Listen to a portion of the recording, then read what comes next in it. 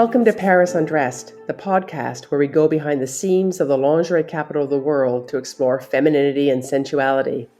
My guest today is Chelsea Marie, head designer for the lingerie retailer Undiz. From New Zealand to Paris, Chelsea followed her dreams to become a fashion designer, and while studying at Studio Berceau, a prestigious fashion and design school in Paris, she discovered an unexpected passion and talent for lingerie. Chelsea began her career working for Lingerie Designer, a small and independent designer brand, and then worked for several years at the renowned creative trend bureau Carlin before joining the creative team at Undiz. For Chelsea, fashion is ultimately about having fun and expressing yourself, and considers lingerie a vital element for embodying self-expression. Welcome, Chelsea Marie. Thank you for joining me this morning. Thank you. Thank you so much for having me. Let me start with just how did you get here? Where did you grow up? Tell us a little bit about your interests and what did you dream about when you were a little young girl? Okay, well, where I grew up is actually kind of a complicated question for me because it's a little all over the place. So my mum is from New Zealand, my dad is from France. And we traveled around a lot when I was growing up. Namely, we lived in Switzerland for on and off for 5 years. We lived in Spain as well, and obviously New Zealand. And I also did overall, I think, 2 years of correspondence work with school, where we traveled a lot more. We spent a little bit of time in the States, back to New Zealand. And then I finished school in Normandy, France. So that was my last year of school, which is actually kind of strange because I am half French, but it was only just my last year of high school that I actually lived in France. And just about fashion and lingerie and everything, I've actually been interested in fashion for a very long time. Basically, I wanted to work in fashion. I think maybe starting at like around 8 or 9 years old. It was already kind of my dream. And when the time came, Paris just seemed like the best place to go. Like dream job in fashion. Decided to move to Paris. So, I did my fashion studies there at Studio Berceau. Okay, so you studied how to be a lingerie designer in Paris. Yeah, I actually studied like in a broader sense fashion. And basically how it happens, how it happened at my school anyway, was in the first year you do a collection on pretty much everything. Like you'll do a menswear collection, kids collection, women's wear, lingerie. It's at school actually that I discovered that I really loved lingerie.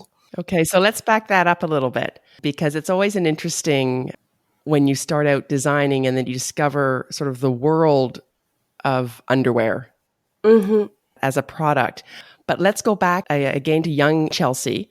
And I'm interested when you said the language. I mean, your mom's French, but did you grow up speaking French as well? No, my dad is French, and we actually didn't speak French that much when we were growing up. My dad kind of tried to make us speak French, but it didn't really work out because in my younger years, I was more in New Zealand, and I think it's quite hard when you only have one parent speaking this different language. So it didn't really stick. You're somebody who's been familiar with this idea of being other in different places. Yeah. And I think that always happens when you've got two nationalities. Because when I'm in France, I'm like the Kiwi girl from New Zealand, and when I'm in New Zealand, I'm the French girl. Because I think everyone will always see what is different to them. So pretty much no matter where you are, you're always slightly out of the norm. Do you feel more French when you're New Zealand and more New Zealand when you're in France? Yeah, I really do. I really do. That's strange actually because when I'm in France, I notice all the differences, and same thing in New Zealand. Like it kind of brings them out. And I am really proud to be from New Zealand, even though I haven't lived there in so long. I do still have very strong ties to the country. Yes, I find it interesting how I tend to highlight the other place that I'm from when I'm in the place.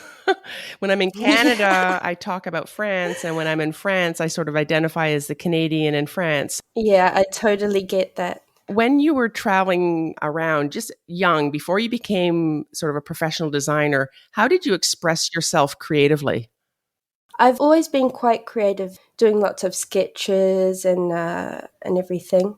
But the thing about travel that I think changes your perceptions is that I think you view different cultures in a different way, especially when you've traveled like since started being so young.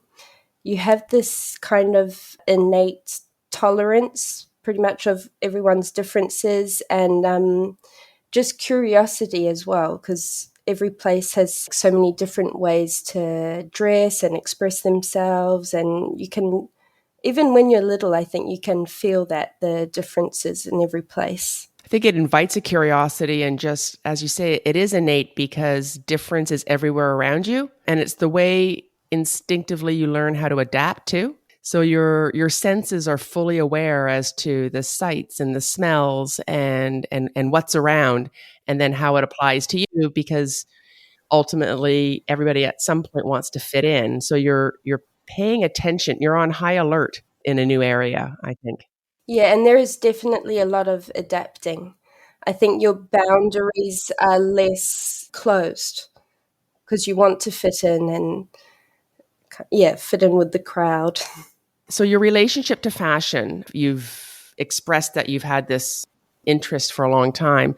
What is your relationship to fashion in terms of your body? I think about fashion and just getting dressed generally in a quite a fun way. Like, I'm not a very self-conscious person, Mm-hmm.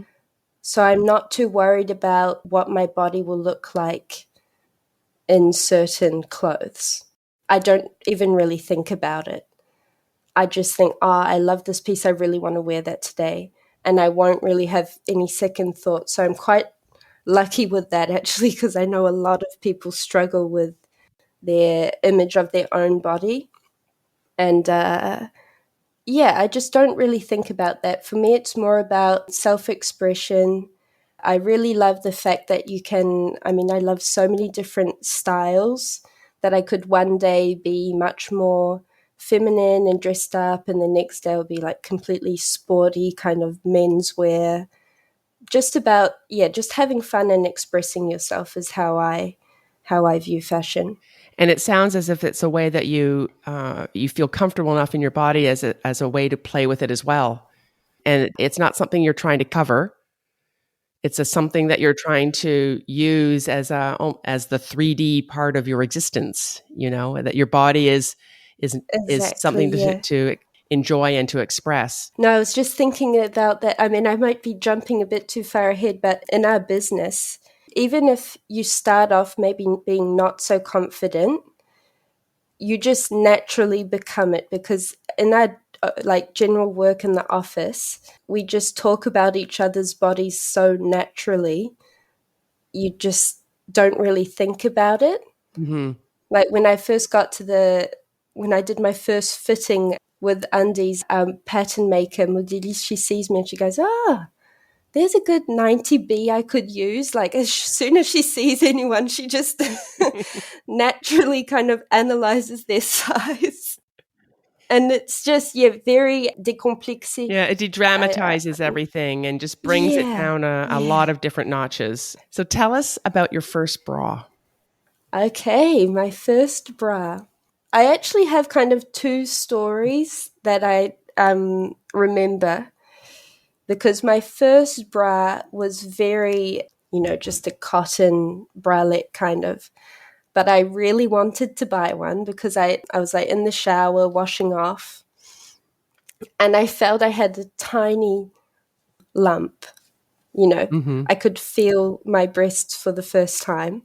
So I got really excited. I ran down to see my mum. I said, I've got boobies. So she said, oh, okay, well, they're very small for now, but we can see what we can get you. So she got me just a little cotton bralette. Like I was probably like 11. I mean, I was not even a. But my first kind of more feminine bra, I was much older. I took a while to grow up. Like I was looking very skinny and tiny until I was about 14.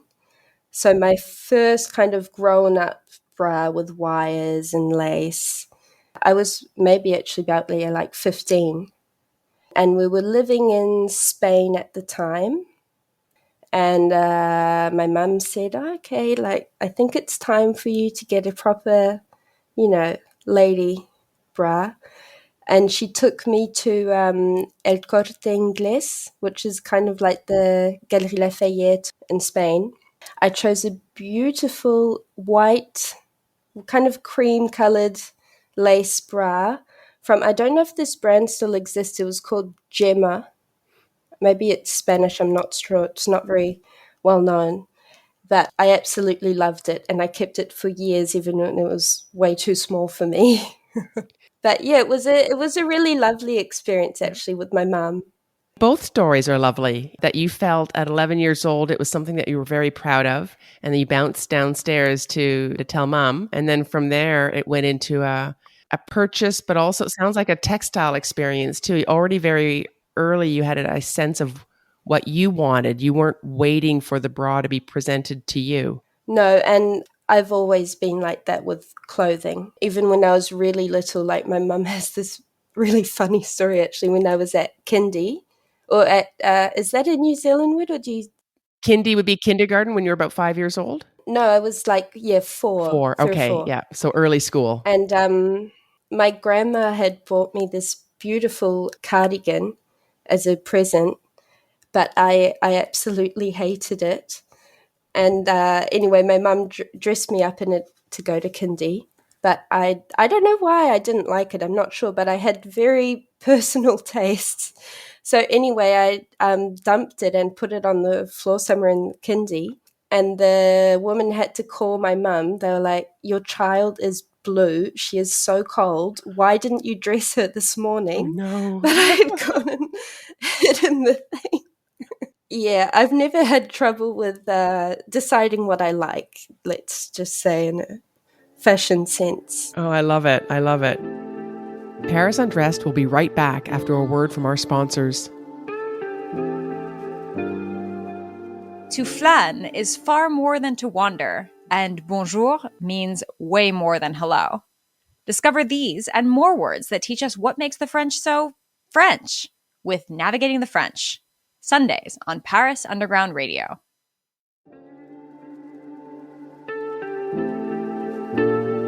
And now, back to Paris Undressed. Interest in fashion, and you're at school now, you're in Paris learning how to design, and there is something that happens where you discover that you want to become a lingerie designer. So yes, tell us a little bit about all of that. Yeah, well, like designing that first collection was so much more natural to me than designing clothes. I think because it is a very different process, like it's a lot more delicate combination of different fabrics, textures, colors. It just was so much more natural to me, and I really enjoyed the process. I can't remember how many pieces we had to present, but I went all out and did this giant thing. Like I was so into it that even the directrice of the school, when we presented the collection, she just said, okay, you definitely should do lingerie. And just for our listeners, when you're in design school in France and presenting a collection, that means you have to draw the collection. And how many pieces were in this, roughly? There was a lot to draw. I think it was maybe about, like 20 ensemble, but you didn't sew everything. Then not only do you have to draw it, you then have to make it. Exactly. And in lingerie, there are two kinds of lingerie parts to design, and one is called styliste and one is called modéliste. And the styliste, and correct me if I'm getting this mixed up. Chelsea, the styliste is the vision of the style and the modeliste is, so how do we actually put all these pieces together so they fit? And, exactly. Right. And how will it actually like work on a body? And so they're very specific skill sets. And you can have one, you can have the other, you can have both. So it has to go from paper, though, to product. And how many pieces did you actually have to make for your senior class? I made maybe about, it was only maybe about like five pieces, but it was very, very not technical, my work. Because the school I did wasn't specialized in lingerie. So I kind of just worked from scratch. Like I deconstructed some old bras just to see how it would work. And it was really about experimenting. That's how you discover when you undo something of how is something put together. Yeah.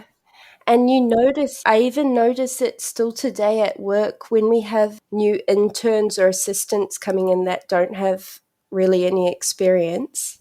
I mean, it happens so often that they had these crazy ideas that we might not have anymore because they don't really know how a bra works. They'll show me their sketches and stuff. I'm like, okay, well, I'm not sure if we can actually make this, but it's really interesting. And that might be the starting point for an idea to, trickle down to something that is feasible. Mm-hmm. Because designing lingerie is actually, the more you do it or the more you learn about it, is from my experience at least in the learning about it, is just how technical it is and how many pieces, for instance, are in a bra and the number of different fabrics, and then how all of those pieces actually have to get sewn together so that we don't scratch as consumers, that we don't yank it off because we're so uncomfortable. It has to be beautiful. I think that's something I realized in the writing of lingerie, is just the overlay of aesthetic and technical. Yeah, I really admire people that do both, the stylisme and modelisme. I know when I started off at Lingerie Designer, which is a small made in France brand, it was so tiny. Like I was the creative director's assistant, and so it was just me and her, the whole company. So working there, I really did do everything. I'd help her design, like I'd draw my own pieces and then edit them with her. And I also did the sewing, making the prototypes and everything.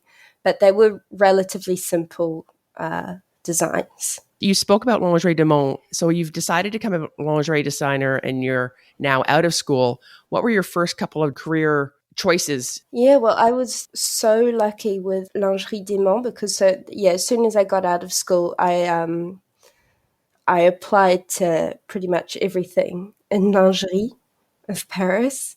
And I found this little brand. I can't even remember how I found it, but it didn't say they were looking for anyone but I just sent in a spontaneous candidature, just my CV and stuff.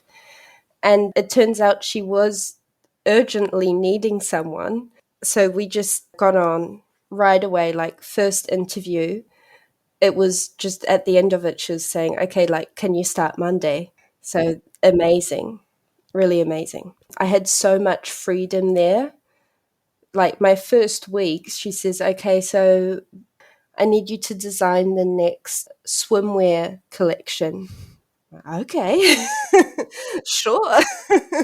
And swimwear, although it might look like lingerie in the pieces, is a completely different product. It's so different, yeah. Just quickly, what was an unexpected difference that you sort of went, oh no, what does this mean? The fabrics are quite different. And even the design, I'm not as good at designing swimwear. I think because on a personal level, I'm actually not a big consumer of swimwear. I don't really see it as a fashion piece or I don't know. Yeah, it's just not my aesthetic or not my style. To me, swimwear is very practical. And I know a lot of women see lingerie as something that is purely practical, but I don't at all.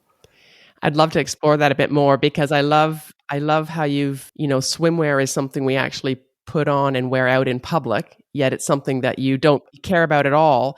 And yet the lingerie, and I love the dichotomy of that. So Swimming for me is like my mother has a very important relationship to the sea. And I think she kind of passed that on to me as well. So for me, swimwear is really just a thing I'll just put on quickly and go swimming. That might be a New Zealand thing, actually. Like in New Zealand, you've just got this, yeah, kind of relationship to swimming in the sea. It's just so natural. Like you don't really think about it.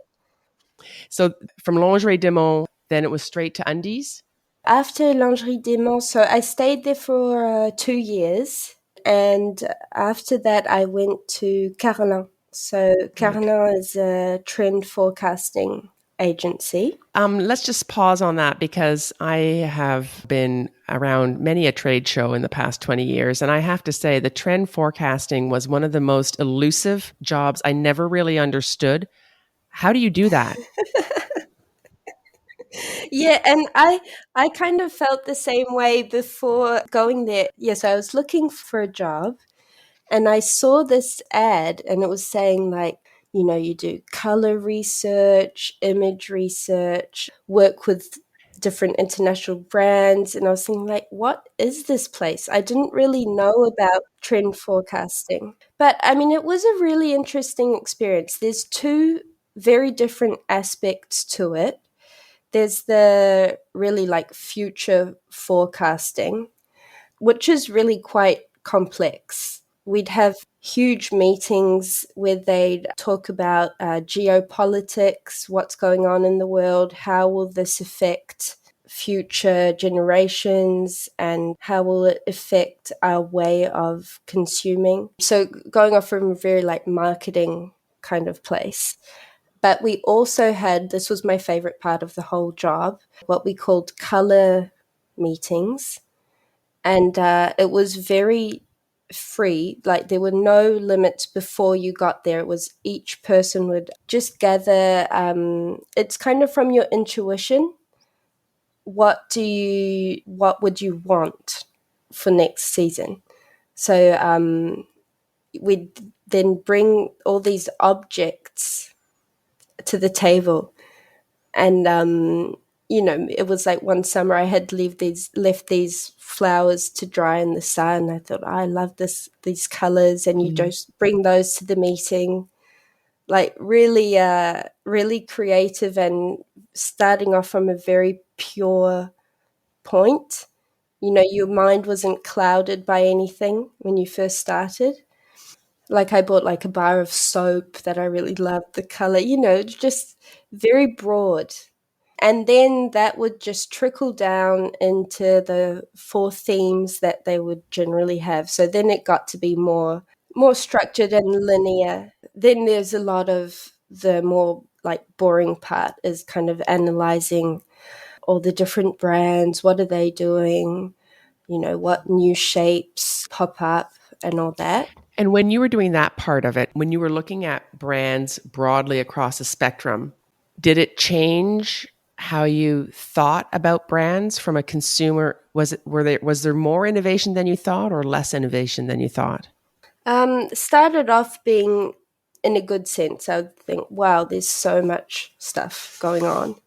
But once you've done that for a few years, it kind of lessens because you realize that a lot of people do the same thing. And it goes so fast now. Like when there's a new innovation, everyone will do it, which gets kind of boring, and it's not really about that. It's much less creative. And when you were looking at the trends and you're talking about the politics around the world and consumer tendencies, did women's rights was there a specific consideration given for where women were and what they could? Of course. Yeah, that was a big part of the conversation. In a progressive way? Yes, but I mean, I want to say, and I did love working there. I think it's changing now, actually, to be fair. But it's quite an old company. It's been around, I think it was actually the first ever trend forecasting agency. I think it started in the late 50s. When I was there, in any case, I can't say anything about it now, but although I do know it is evolving, there were these kind of old mindsets that you had to push to change. Especially, and that can be quite hard when you're, the younger person there of the team. But especially with lingerie, like just pushing to, it was maybe like 2015, I think, when I was working there. And it seems so like a given now, but just pushing to have different body shapes, different ages, not always representing the lingerie on the same silhouettes. Like that took a lot of energy to get things moving. Yet I find it curious that in trends and observing and curiosity, I mean, as women, we have all been out there the way we are for centuries. So somebody somewhere could have picked up that and translated it. Yeah, that should have been there way before I got there.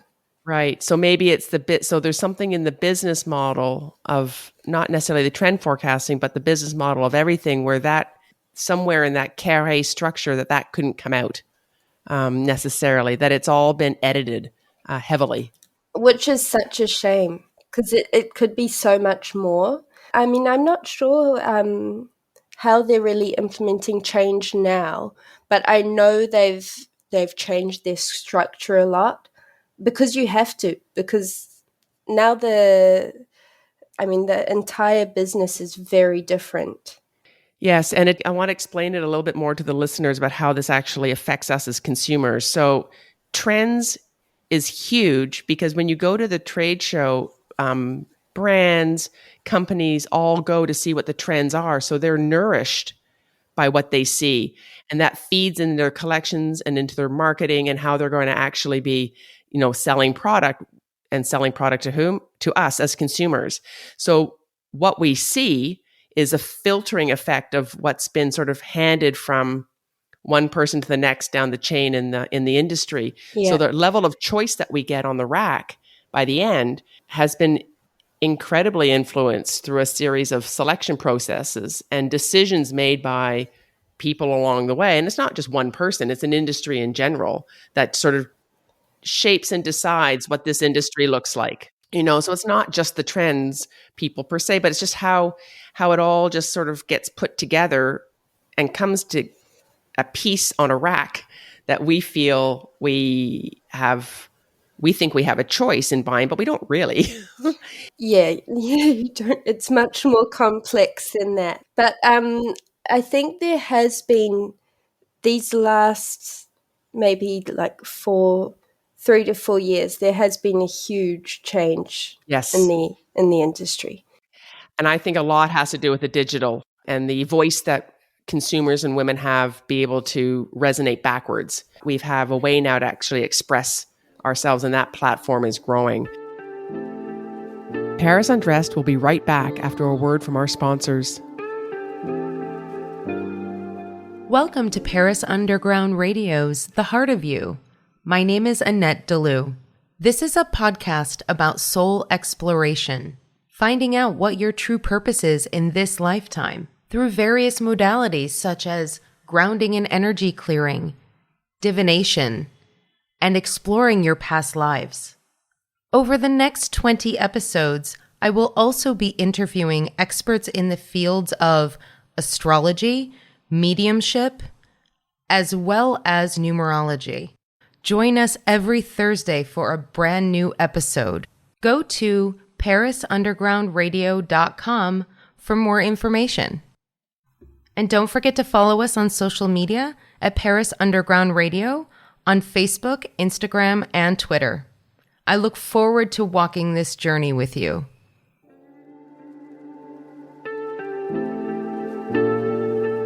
And now, back to Paris Undressed. Okay, so if you weren't a lingerie designer, what might you be doing? I think if I weren't working in lingerie, I probably wouldn't be working in fashion at all. And I'm saying this now, but probably if you had asked me this maybe 10 years ago, I wouldn't have said the same thing. But I think if I was doing something different now, I'd be just living on a farm with my boyfriend and growing our vegetables and stuff. Yeah. So very different, very different. Yeah. Still creative though. I mean, in that creating the world around you. Yeah, and it is a very creative thing, gardening. Like we've been looking into stuff like permaculture. It's really creative because it's how you place the different plants, how they communicate with each other. Something I'm still discovering, but I love it. 3 words that come to mind when you think of the word lingerie. I would say expression, beauty, and ease, like comfort. Not necessarily in the sense comfort, soft fabrics or anything. Maybe confident is actually a better word. Just something that makes you feel at ease with your own body is, I think, what's the most important. Oh, nice distinction. Because sometimes it can be, I've got like really uncomfortable bras, but that I feel really amazing in. And that is actually what makes you feel comfortable more than, to me anyway, more than like the softest jersey or something. And there's a fine line in that soft fabric analogy that goes from soft fabric to just sloppy fabric. Comfort, I find an interesting word in terms of how we use it and how we think about it in the range of what that can be. What has making lingerie taught you about femininity and sensuality? Well, sometimes what teaches me a lot is when I do the fitting sessions with the models, because obviously it's there. So just to explain to the listener, we'll have fitting sessions every week on 2 or sometimes 3 different models, just so we can see different sizes. Yes, and when you say model, you mean real people. You're not talking about Yes. a mannequin, yeah. And they will always give their feedback. So they'll say, oh man, this one's like really hard to put on. Like, why did you make it like that? And I'm saying, but it looks so beautiful, like, I mean, come on. You just have to like put your arm up like this and then after Hold you your look breath. amazing. And everyone else in the room will be like, Chelsea, no, we have to simplify it. Okay. And sometimes they'll put it on and you can tell they feel really great in it. So that just makes me really happy. But about femininity, I think the work we do in our office, like we have such a great team. We all get on really well. And we are all very open-minded and we talk about these subjects a lot. And I think it might be a different way that our actual consumer sees it. But I think it's fair to say pretty much everyone in my office actually, yeah, we won't, like I don't wear a bra every day, for example. I don't really feel the need to.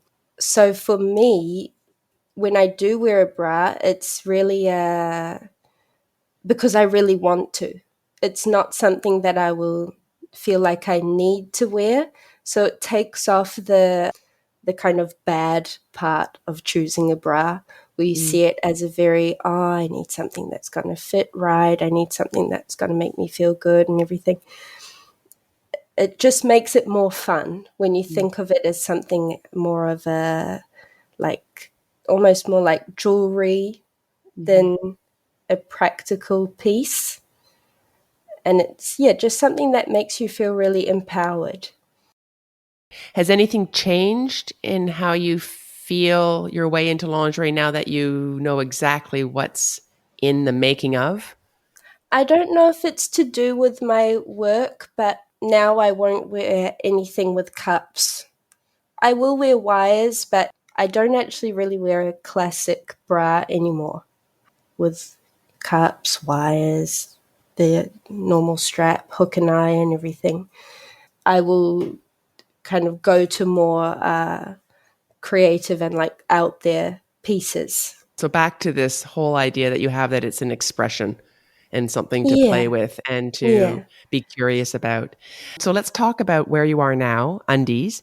So Undiz is a lingerie brand that's part of the Atam Group, and they have 139 stores in France with sales in Belgium and Lebanon and Poland and Qatar and Morocco. I mean, all over the place.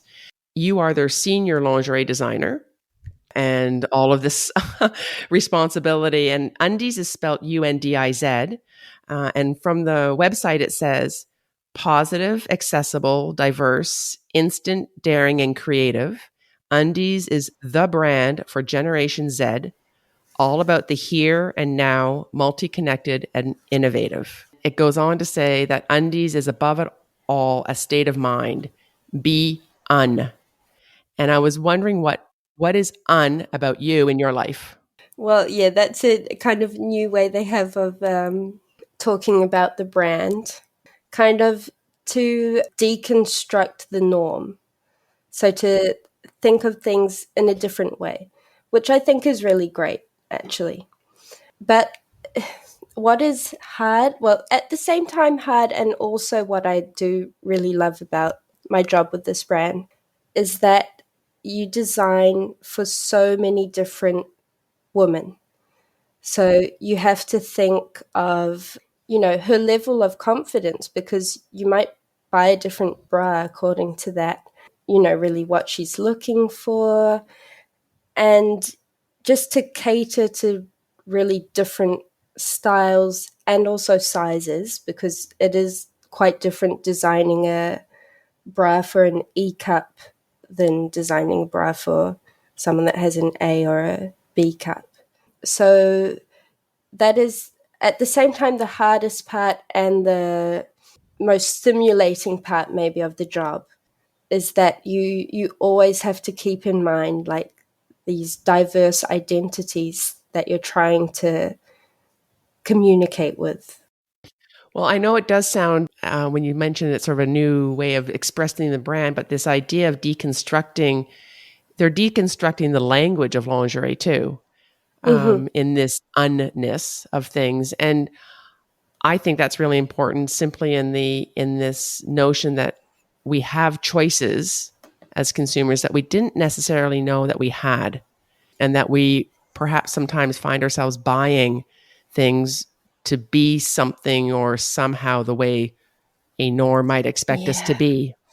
And it's been quite a long process to get to such a diverse offer.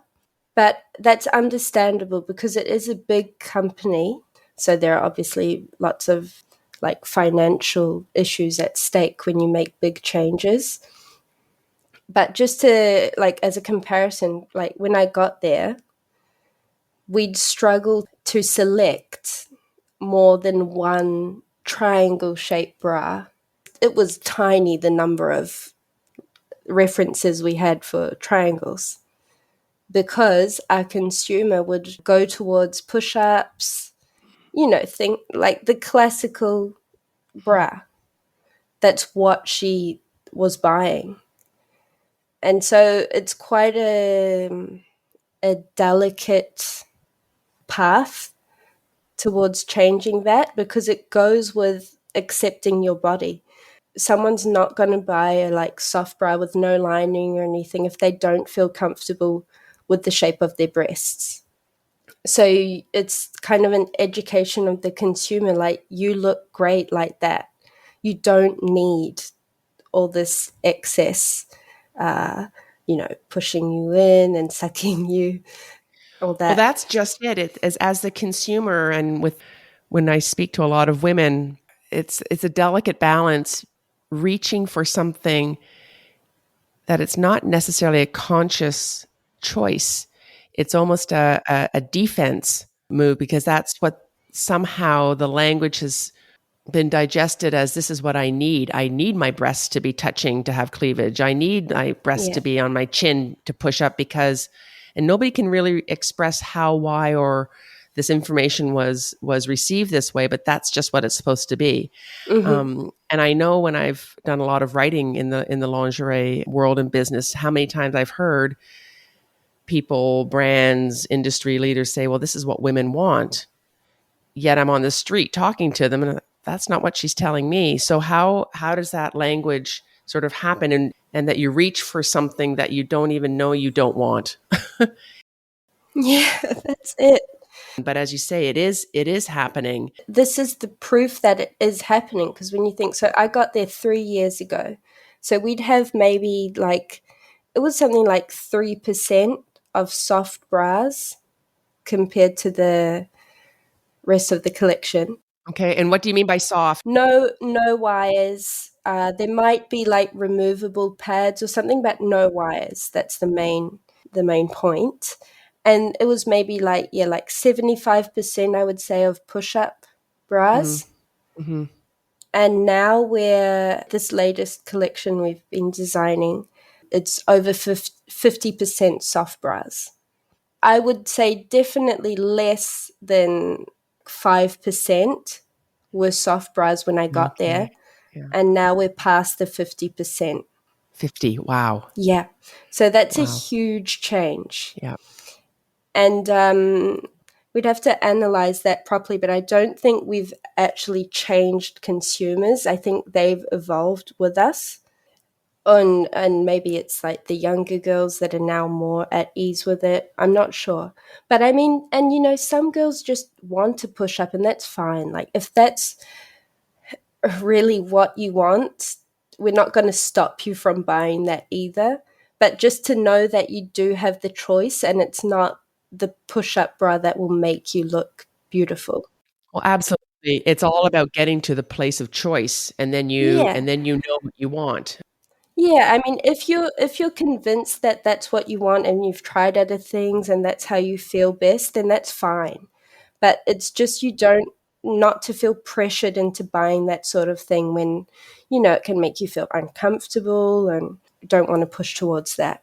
Because the purchase of a bra, and that's why it's always interesting to me to hear about people's first bra. It's not like buying a pair of jeans or a top. There's a lot that comes in. You can't just walk into a lingerie store and say, I'm just going to get a bra. It is never just going to get a bra experience. There's a lot that comes with it, even if you haven't quite consciously figured it all out. And it all happens in the selection and the change room and all the rest. So the more confidence and the more selection and choice that comes in that the consumer can have, it becomes a much different experience, far more enjoyable for women. Lingerie, there is something about the ideal of what it should be and the actual experience of what it is. Yeah. Isn't necessarily the same thing. No, not at all. What is your biggest challenge facing you as a designer in 2021 for this diverse population and coming out of COVID? Well, to be honest, to me, above all that, my most important issue at the moment is sustainability. Mm-hmm. And it would be no matter where I would be working. I mean, it's the same for really small companies. For me, it's everyone needs to incorporate it in all their decisions. To me, it should be a given now. So that's something I'm working on a lot. And actually, like, just coming back to what we were saying about the different shapes, I mean, a soft bra has so many less components than a traditional bra.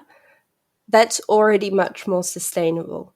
I mean, for example, say you're constructing, this might be interesting to explain. Say you're constructing a typical bra with cup, straps, the wire casing, the wire, the hook and eye. All those components will come from different suppliers because the manufacturer can't directly make a hook and eye. He'll source them. So these will all come in from different places. So you've already got quite a high carbon impact just from moving these things to the factory before the bra's even made. Bras are really complicated product. And those pieces often have to be dyed to make the same color. So there's a process in all of that, whether it happens at the sourcing level or it happens once you've gathered all the materials. Yeah, well, we're actually currently working on different dyeing techniques and how we can be more sustainable regarding dyes. A lot of the ecological impact comes from dyes. Yeah, I mean it's challenging, but there's so much to be done that it's also quite exciting because there's so many different changes you can put in place and that will improve practices. It's very concrete and stuff that you can actually do, like that I can change from a design level. So an example of that would be what, for instance? So say you've got, I don't know, I'm working on a bra that's cotton. Well, obviously then use organic cotton and not traditional cotton. But then you need to think further, like about, but wait, what is the elastic on the underbust made of? You can source recycled qualities. You can even recycled elastane because elastane is also quite polluting. Elastane on the Europe side in spandex. Yeah, spandex is a brand. Spandex is elastane. So it's just to kind of think further into each design. Okay, how can I improve this? Maybe are there elements that I can remove that are not strictly necessary to the structure of the bra? How can each element have a better environmental impact? So you think of the printing technique, if it's printed. A lot of our laces, because we work with kind of a constant group of suppliers, like 3 in particular we work with a lot every season. So I know that with these suppliers, for example, I can select a lace design, but we'll directly develop it in recycled quality instead of using a traditional one, for example. Paris Undressed will be right back after a word from our sponsors. Hey, I'm Emily. And I'm Caroline. And we live in France, where pretty much every meal demands both a cheese course and a wine pairing. Amen. It doesn't need to be a special occasion for you to add this French flair to your daily meals, and we want to help you with that. That's the thing. A great cheese and a delicious glass of wine can really elevate your at-home dining. However, even if it's a Tuesday night and you're by yourself. Tuesday night by yourself is the perfect time. Absolutely. So get involved. Send us your favorite home meals. Describe the recipe. Let us know what it's all about. And we will put our palates and minds to the test. I'm going to pair it with the most complimentary cheese.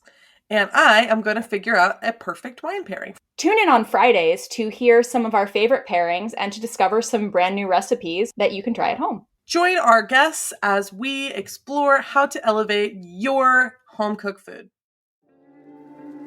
And now, back to Paris Undressed. As a designer, obviously I'm not part of all the huge strategic decisions. But I do have a voice within the company and I can give my opinion on those subjects. But really, as a designer, there are small adjustments that you can make that only you can make, actually, because it's your role. I am lucky with that as being with quite a large group. Anything with fabric and suppliers is much, much easier. When you're working for a small brand, sadly, you just don't have the quantities to get the suppliers to change. But you can do so much, like upcycling. There's so many solutions, depending on the size of your brand, that you can implement. I find that really interesting that just even, it's almost at a cellular level that you in your daily life, you can design a bra in a way that it just is sustainably better. And you don't have to actually... and the consumer might not even know in the end, but you know that you've made something with less impact than it could have had. Absolutely, yeah. And so give us an idea of how many pieces are in a traditional bra when you're talking about that versus the soft bra. In a traditional bra, we'll have maybe 15 to 20 components. Mm-hmm. And in a really simple soft bra, you could have 3. I found that staggering when I first understood how many pieces went into a bra. Because as a consumer, you sort of think, I don't know, 3. There's a front, there's a back, and there's a hook, you know. It No, isn't. so technical. It's no, it's much more technical. And I invite anybody listening to take that bra at the bottom of your drawer that you never wear and a seam ripper and take it apart and see for yourself just how many pieces Yeah. actually go into it. So as we're sort of throwing cliches out the window and undoing the codes of what have been determined, what is one common myth that you feel about there is floating around about lingerie?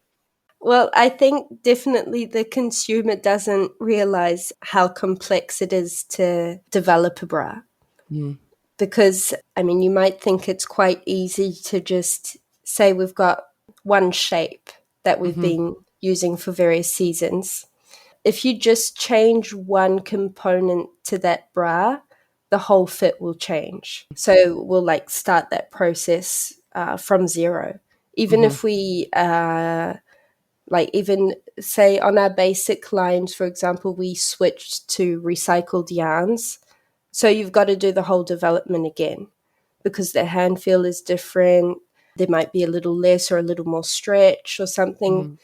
And I didn't realize how complex it was before working. It's a lot of work. Yeah, that's just the width of a bra strap. You change that will change everything. Whether the Yeah. strap comes to the middle of the cup or to the side of the cup or the inside of the Changes cup everything. changes everything. And that little tiny piece between the cups, if it's thin, if it's wider, it also changes everything. And that's a great, going back to the relationship you were saying between styliste and modéliste. I have a really great relationship with a modéliste. And so I'll try to challenge her saying, we need to move on. Like, let's try and change this. She said, no, we can't. You need to have 1.5 centimeters here, otherwise it will never work. And I mean, sometimes she's right. Yeah. But other times you Unfortunately, can yeah. have like surprised in a good way. And another thing I am learning about more on the technical aspect as well is for bigger sizes. And it's really interesting to learn. I think it's quite hard for me because I don't have a large cup size, but just trying to cater to the needs of someone with a bigger cup size, like everything changes. You need to think of so many more issues that can happen with the bra. And it's quite interesting. But yeah, so we'll do really a different development for those bigger sizes because it is so different. Yeah, it's a different technical aspect and the aesthetic. Yeah, but it is important we need to go much more towards that just to be able to cater to everyone because for these girls, sometimes it will be hard for someone with a B cup or something to find a bra. But especially if you're young and you've got an E cup or an F cup, it can be really, really challenging finding something that you feel comfortable in. What cup size does Undiz go up to? F cup. F cup. Okay. Yeah. And this is a perfect moment to ask, what advice would you give women who feel overwhelmed about shopping for lingerie? I think you should try on stuff that you're not sure about because it can really surprise you. Sometimes you'll just see it on the rack and you'll go like, that's not for me. I mean, I couldn't pull that off or I wouldn't feel comfortable in it. But you might put it on and feel amazing that you don't know before you try. I think it's quite easy to just stick to what you know, but it's a lot about exploring, and that can just make you feel so much more comfortable doing that. Yeah, so reach for something unexpected. Yeah. And it's not necessarily young women that have trouble with buying lingerie and stuff. Like I've got my auntie in New Zealand. She suffered from a bad stroke a few years ago, and since then she doesn't wear a bra. Like she refuses to wear a bra. But she's got quite I can't remember what size she is, but on some occasions you do need a bra. And so it was her daughter's wedding. She's like, no, I don't care. I don't want to wear a bra and stuff. I'm like, come on, Auntie Rob, I'll take you to the shop. And so I took her to the shop and we tried on like maybe 20 different bras. And it was like she was discovering everything because, well, it's been so many years since she hasn't worn any. But sometimes I'd bring in stuff. She was like, no, I could never wear that. And she put it on and it was great. Yes. You know? Yes. Yeah. I know what you're talking about when I have women in changing rooms and the delight and the surprise on their face when it was a very unexpected. I had no idea because again, we carry a lot of history with us and belief systems when we go lingerie shopping. And I know as years go on, you just you reach for your habit, yet it's a little bit like haircuts sometimes, if you aren't really, if hair isn't something that you play with to express yourself, you just sort of, go do it, you just stick to what you know. You just stick to it. Right. And I'm going to stay with the hair analogy because I've started asking the hairdresser now when he or she says, how am I doing this? And I'll say, let's see what you see. And somehow you tend to see yourself a certain way and don't actually then expand past that. Or somebody has told you that your breasts are too big, so you need a minimizer. Or somebody told you that your breasts... It can be a lot about that, about someone else projecting that onto you. Or you wanting to dress a certain way for someone else when it should really be about yourself. Exactly. And my advice for I'll add on to your advice is just give yourself time. So a bra isn't something that you go and pick up while you're doing groceries and you've left your kid in the car. It's something you need to wear comfortable clothes because you want to take things on and off and give yourself the time and be very at ease with just walking out without buying anything either. Just if it doesn't happen that day, that's fine. And it is an exploration. Yeah. And it can be a really enjoyable experience. Absolutely. Yeah. Yeah. And just leave self-judgment at home, go and see something else. And I think sometimes, I know I find a lot of friends, or as I was saying, my auntie or stuff, they like to have me come with them because sometimes it can be good to have someone to, just to help you choose. And it doesn't have to be a professional. It could be a friend that you're really comfortable with, just to make it something more fun, like not make it a burden. Yes. And that you don't have to get changed every time to go out and get something to else. go out and get that another you can, size or something. just say, can you go ask if they have this in another size or go get it? Yeah. All right, Chelsea, moment of truth. What's in your lingerie drawer? I'm ashamed to say I don't even know how many bras I have. It's insane. Like it's quite terrible. I think because I can get like prototypes from work or something when we're developing them. Like I probably have more bras than I have clothes. Oh my goodness. Like it's really bad. And do you have a tidy drawer or are they all just kind of tossed in? No, once in a while I really enjoy organizing them by color. Right. But it only lasts about a week. Right. Okay. But I do feel a little bad about it, but it is my passion. So I think, I'm good with clothes. Like I'm careful not to overconsume or anything. But bras, I definitely have way too many of. And more bras than knickers, actually. I love bras. Paris Undressed will be right back after a word from our sponsors.